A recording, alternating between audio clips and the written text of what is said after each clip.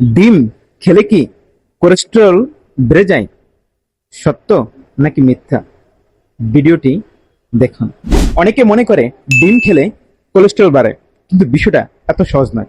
কারণ ডিমে আছে উচ্চমানের প্রোটিন, ভিটামিন ও অন্যান্য পুষ্টি উপাদান, যা খেলে আপনার শরীরে কোলেস্টেরল বেড়ে যায় সম্পূর্ণ ভুল।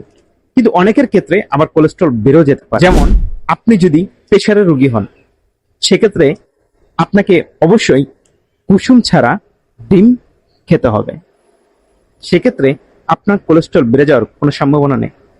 আদারওয়াইজ প্রত্যেকটা মানুষের উচিত দৈনিক কুসুম সহ 2টি করে ডিম খাওয়া, যা আপনার শরীরে শক্তি যোগাতে সাহায্য করবে। সকাল এবং রাতে 1টি করে 2টি ডিম খান। অবশ্যই এরকম ভিডিও পেতে আমার পেজটিকে ফলো দিয়ে পাশে থাকুন, আর এই ভুল ভ্রান্তি থেকে নিজেকে সরিয়ে ফেলুন।